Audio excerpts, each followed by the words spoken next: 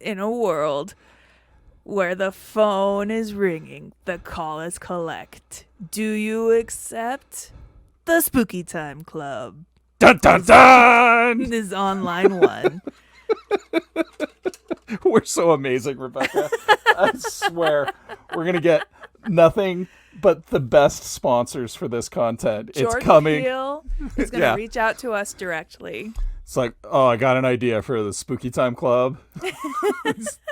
Two idiots sitting in these different rooms start talking about Spooky Time Club, starring Rebecca Frost. Hello. As herself, and my name's Leigh, and with a cameo appearance by Leigh.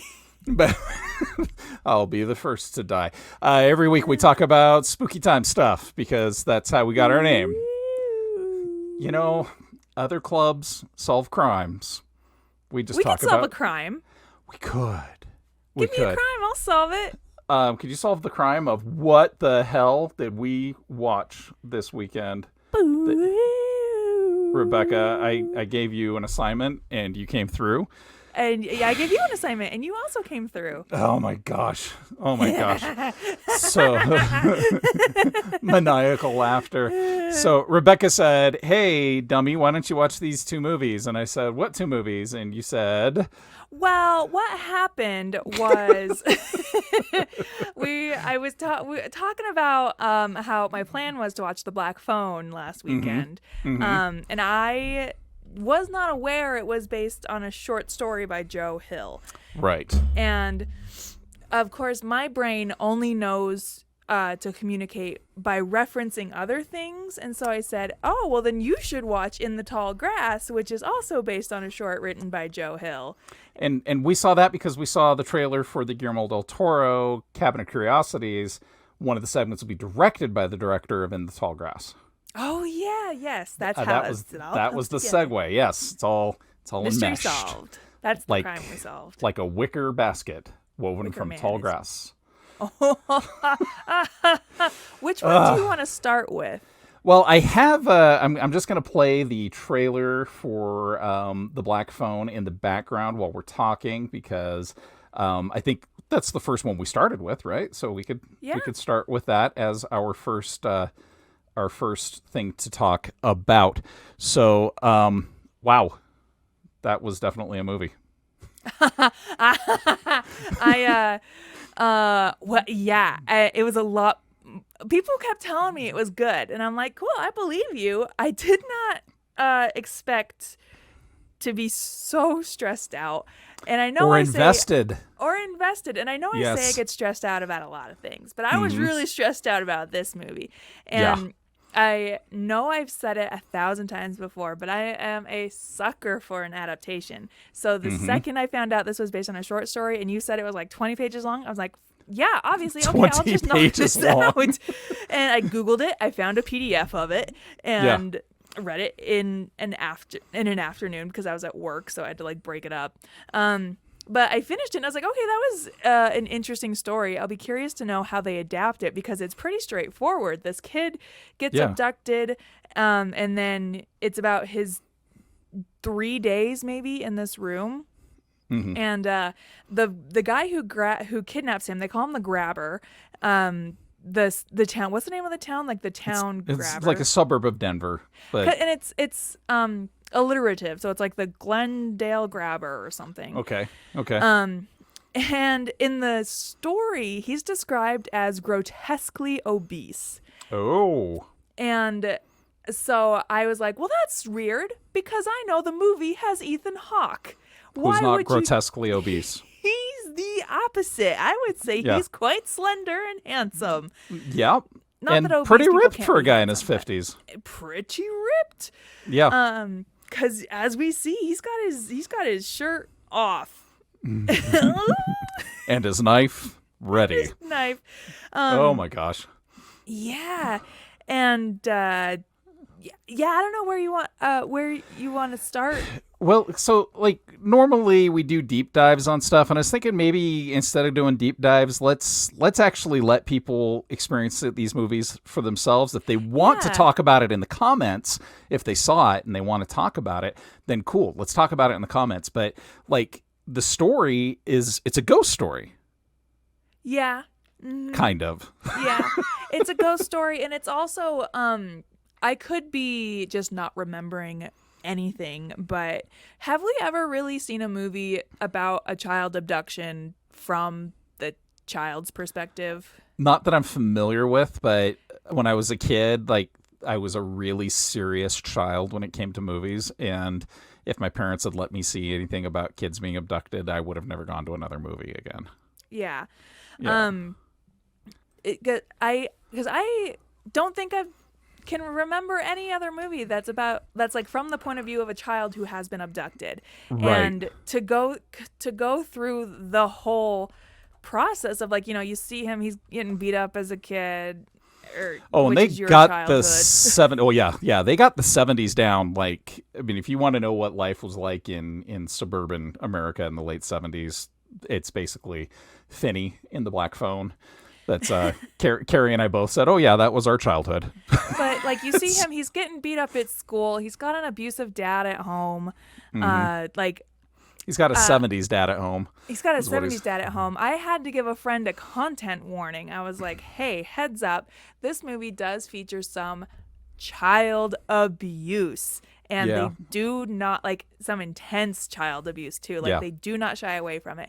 And these kids, the sister, the little girl especially, give her an award. She was so good Yeah. in a really difficult role to handle as a child, I think. Well, she's playing one of the great Stephen King standbys. So, by virtue of being Stephen King's kid, By Joe Hill, I being think, a adopted child the. with abilities. Yeah, exactly. So it's Madeline McGraw is the actress, and she plays Gwen, the little sister, and she is amazing. And so obviously, to make this movie, Scott Derrickson, who wrote it and directed it, and I think there's another co-writer too, I can't remember. But he had to flesh out this 20-page story. Right. And one of the elements that he did was he built the sister up as a character, because in the story, the Finney, when he's talking on the Black Phone, whoever's on the other end says, "Oh, and your sister found the balloons," because within the story, the black balloons get loose, and they're very foreboding and ominous. And Finney has a dream about his sister finding them. Yeah. And then when he's talking to the ghosts on the phone, they say, "By the way, your sister did find the balloons." And Scott Derrickson took that and ran with it and created a child with abilities. And the way she comes through, what a twist. It was such a significant twist. I was not expecting it, and I was actually really pleased with what they did. Like, setup, delivery, execution, and actually wrapping the whole thing up in a nice, tidy little package that doesn't leave you going, well, what about? Yeah. Like, it's all there, and it's like, I live and die by a child actor, right? If a kid can't carry the part, it will destroy the movie. And that's a lot of times it's down to direction, right? A lot of times it's not the kid's ability. Obviously they got cast for a reason, right? So you get a kid that can't pull it off. It's a lot of times it's the interaction with the director, or director not knowing how to deal with kids. And here you have this director. He did looks like he did Sinister. He did The Exorcism of Emily Rose. So he's done. I'm showing him as the director of the original Doctor Strange from 2016. That is correct. Okay, well, he's got his bona fides. Yeah. Yeah. Good for him. I think he was doing Multiverse of Madness before they got Sam Raimi. Gotcha. Well, and that's one of those cases where if I were Scott Derrickson, I'd be like, well, give it to got Sam Raimi. They got it. You want Raimi for that. So was this an A24 movie too? No. It's just that's in the tall grass. Okay. Yeah. Well, I don't know if that one's A24 either. Yeah, I don't know think either. it is. I just creepy, spooky stuff. I watched another A24 horror movie over the weekend after The Black Phone. I don't want to talk about it. So let's talk about Ethan Hawke. Wee-hoo! What a creepy boy! Good year for him, right? Yeah, he's having him and his daughter. They're having a good time. They're having a renaissance of sort. Well, he's having a renaissance. She's having her debutante ball. Well, and he has said in interviews too that he knows he's on the way out, and so for him, I like that he is leaning into accepting these types of roles. Well, yeah, because he was like, I mean, come on, 90s dreamboat, right? So, Yeah, totally. And then an indie darling, he did a lot of indie movies. He didn't actually do a lot of Hollywood stuff. He did Hollywood adjacent stuff. But for him to be like, okay, I'm in my 50s now, I'm going to go ahead and play the bad guy. Yeah, and just have fun doing it. Yeah. And ooh, Boy, did he do some voices. he did some voices. I'm going to do a lot of comparing to the short story, because that's what I really like to do. Sure. They added the mask element. They obviously added a hot kidnapper. But they also added the element of the Naughty Boy game, which Was really good. was so scary Because you can read whatever you want into the Naughty Boy game. you can read whatever you, and they the ghosts do a really good job of, they never sexual assault is never ever referenced. You can paint that picture in your own brain. Right. They reference, Which, oddly enough, takes me to Mad Max Fury Road. yeah. You can have that implication. You go ahead and figure out what the worst thing that could happen to that person is. That's in your head. Yeah, And yeah, that's that's the up to you. same- The scariest, it's Jaws, right? The scariest thing is what you can't see. Right, right. And if it's never directly addressed, then it's up to you what the scariest thing is. You could be watching and think, oh my God, a never-ending game of Monopoly. That's the Naughty Boy game. That sounds pretty awful. Horrific. But you see Ethan Hawke sitting at the top of the stairs with his shirt unbuttoned, holding a belt. A studded just belt. Yeah. waiting to trap you. Ooh, ooh. And before we move on to the second part of our double feature, I have to give them kudos. I am assuming the brother was added, the grabber's Yeah. brother. This is one of my notes I want to talk about. So Okay. the brother, so in the short story, the grabber, he brings Finney down. He's like, shit's kind of fucked. I can't bring you food right now. And Finney's like, is there somebody else here? And he's like, Right. shut up. And like leaves Finney down there for a couple of days essentially. And the brother towards the end comes down the stairs and is like, oh shit, like there's a kid here. Oh, wow. Okay. But that's it. And then but in the movie they also flesh that out. They make him a relevant they make him a character that's actually worth, so that Cocaine detective.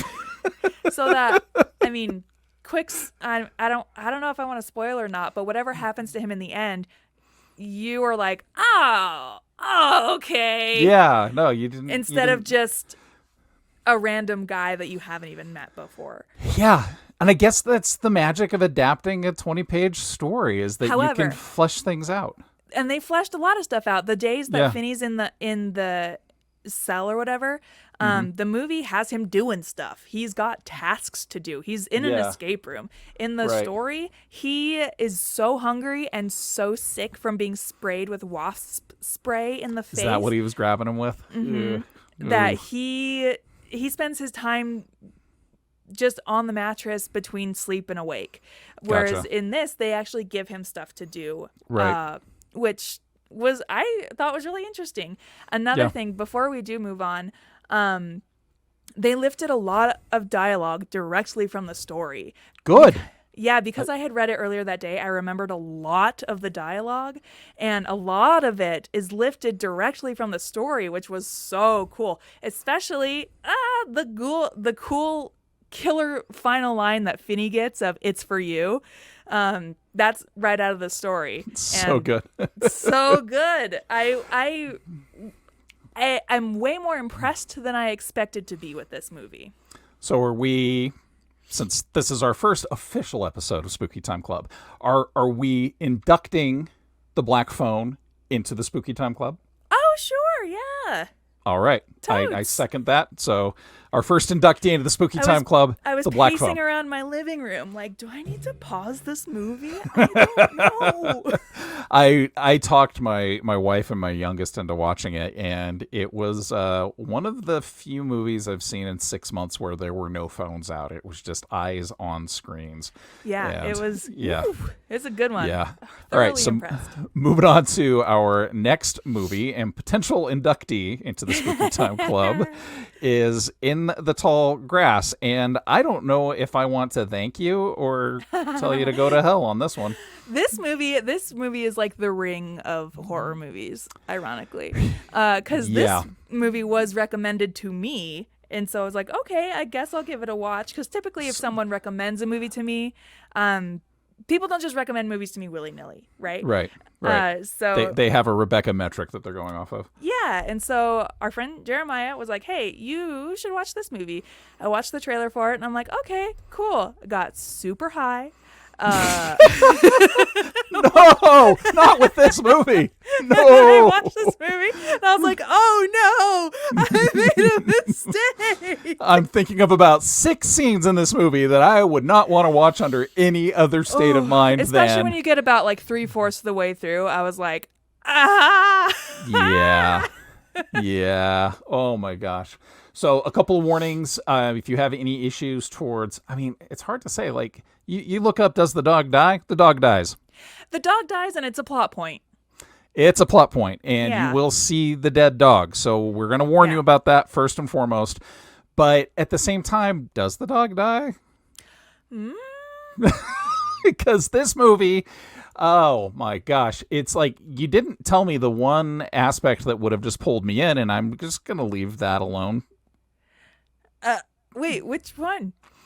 Well, because the movie starts with the lady and her brother driving down the road. She's pregnant. She needs to go to San Diego for something. They don't say what. They're putting the baby up for adoption. Right. Well, they do say that later. Yeah, they Oh, do talk sure. about that because she's not sure. The boyfriend didn't want to, have that responsibility, whatever. So she goes in. She hears a little boy crawling out for help. Her brother's like, "Cool, I'm going to be all macho and jump out there," and then she follows the brother in. Because it sounds like he's only a few feet in. Right. And then the grass starts messing with you. And they do some great things to establish that. Like with her, she's telling dirty limericks. She and her brother, at like one point, they're split up. They're trying to figure out what to do. So she's like, oh, we both jump up at the same time. We can see how far apart we are. And they do. And they're like 20 feet apart. And then they do it a second time and they're half a mile apart. And it's like, okay, well, this is a mess. And what do we do? And the little boy, the plot point being that the field doesn't move dead things, but it moves everything else. So that ends up being a plot point that you deal with. But, oh my goodness, this movie, it was beautiful. Yeah, gorgeous to look at. Yeah. But fucking nuts. Patrick Wilson goes absolutely cuckoo. So I know he was in like the Conjuring movies, right? Yeah, Patrick Wilson is kind of the go-to. You need a dad in a scary movie. You need a Catholic dad. You need a Catholic dad in a scary movie. Patrick Wilson's kind of your go-to guy. Okay. Yeah, I watched the first Conjuring movie. Didn't grow up religious, so religious oogie boogie stuff doesn't even phase me in the slightest. Like There are some days. they're just monsters, right? There are some times where I wish I had a Catholic upbringing because I have friends who have seen Paranormal Activity. Paranormal Activity, the first one, is one of my favorite movies. Oh yeah. And I have friends who are Catholic who are like, fuck that movie. I will never, ever, ever watch it Right. again. So when I was a little boy, when I was like 4 years old, The Exorcist came out, and my mom went to see it with all of her Catholic friends. Oh, and all the no. Catholic friends came away from it screaming, shrieking. Like 2 of them ran out of the theater because they couldn't handle it. And my mom walked out of it laughing because she thought it was kind of funny. Like it's just like, it was a cool movie, but it was kind of funny, right? So Yeah. it's interesting. Like our dear friend Shannon, he grew up Catholic. And so I'm not outing him on this. He'll talk about it from time to time. So sometimes you show something with the demon fear and Shannon's like, Nope. he's not phased by no. much, right? I can honestly say Shannon's seen some shit so for him to be like, yeah. But this movie, again, Will Buey Jr. That the Is- Tobin? Tobin, what a good actor. That's a creepy kid. That's a Yeah, creepy but fucking kid. they show the scenes of him when they first go into the field, and he's just a little boy. He's just scared lost little boy. He's just a little boy. He loves his dog. He's a good kid. He's just gonna do his thing. And then later on, I mean, it just depends on what part of the story you're in. He does some spooky stuff at the beginning, and towards the end, not so much. But there's like, I don't know, supernatural stuff. There's potential haunted indigenous people's stuff. There's timey-wimey stuff. There's a movie called Time Crimes from Spain that came out about 10 years ago that this reminded me of, except for Time Crimes was not a horror movie. It was kind of I accidentally killed people and I keep going back in time to fix it thing. Oh, interesting. It's a good movie. But this, man, I didn't want to like Becky. I ended up liking Becky. Yeah. The character, like all of the characters are kind of like pretty meh about, honestly. Yeah, but the one that I actually thought I was going to hate was the boyfriend. When the boyfriend shows up, and I was like, I'm going to hate this guy. I hate rock and roll douchers. I hate them with a passion. And he shows up. Was it Travis? Was the character's name of the boyfriend? I think so. Is that why you like him? Because he shows up for his pregnant girlfriend? Probably. Yeah, he shows up and he tries to do right, and there's some really cool elements to it, but mostly it's the style. I don't think this movie would be quite as impactful if it had been done differently. This movie is a slow creeping dread. Oh yeah, but it's beautiful. It's beautiful. A lot of the set is really just in grass, but there's a lot of aspects to it that just you keep watching. Like I don't remember, because I haven't watched it in a while, but I don't remember feeling bored. No, like your brain has candy to keep it busy, but there's a couple of things that the director does that got me good. Like the grass wants violence. And there's a scene where things are really tense and people are getting ready to beat on each other, and they do something that is a lot like the Holdo maneuver in Last Jedi, because I remember being in that theater when the Holdo maneuver hits and the screen flashes white and the sound cuts out and you go, oh shit. Yeah. In this movie, the grass swaying. You hear the grass, you hear the wind, you hear the grass, you hear the wind. That is a character in the story until this one scene, and all of a sudden the grass just stops. And it was sentient grass. Amazing. I don't know. I mean, I'm going to go back and read the novella because I haven't actually read any joint stories between the two of them, but I kind of want to see what the hell was going on in the book. I've read the Wikipedia synopsis, and you read the Cliff's Notes. I did, because I don't want to read a novella. I definitely don't want to read a Stephen King novella. Well, it depends on when he wrote it. Like his stuff in the 80s is like, oh, here's my 800-page setup and then my 4-page ending. Yeah, but then he co-wrote this with his son, so like, I mean, I don't know. I'm not gonna read it though. But apparently, a lot of it is extremely similar to the novella. Okay. So I'm going to go back and read it. Just I like Joe Hill as a writer. Some of his stuff has creeped me out a little more than I wanted it to. And I loved Stephen King when I was a kid until I realized that most of his books were written by cocaine. So yeah, what do you do? All right. So in the tall grass, in the club. This one's up to you. I could go either way. We'll give it an honorable mention. Yeah. Because I don't know. I think like. I want to be able to firmly recommend a movie to somebody. I would recommend The Black Phone to anybody. Yeah, I really would. In the tall grass, you gotta pick and choose who you recommend it to. Yeah, there are people like, so we watched The Black Phone. Everybody was on board. We liked it. We had a good time with it. It was a solid thriller, chiller, good ghosts, good actors. This movie, great acting, I think, all the way across. Fantastic, beautiful direction. I flat out, after watching the trailer, told the people I normally watch movies with that, no, it's not for them. Yeah. You got to be like a specific type of person. Like I said, people know to only recommend certain movies to me, and right. So yeah, when it comes to recommending movies, I want to be a good shepherd, right? Yeah. I don't want to be like, let's bring you to something horrible that you're gonna hate. I mean, it might be something horrible that I love, but this movie is weird. You want to watch it? Yeah, it's a brain scratcher, and I'm really looking forward to. I've lost my notes on the director now. Okay, so Vincenzo Natali, Really looking forward to seeing what this guy does with Cabinet of Curiosities, his segment. So, all right, so that's our recommendations for this week's Geek Show Spooky Time Club. And we're going to come up with something in the next 24 to 48 hours, and we'll actually post it on our community page on our YouTube channel so that you folks that want to treat this like a movie club can actually watch along at home, and then we'll discuss next Thursday right here on the Geek Show Movie Time Club. And thanks for joining us. Thanks. All right. Goodbye. Writing.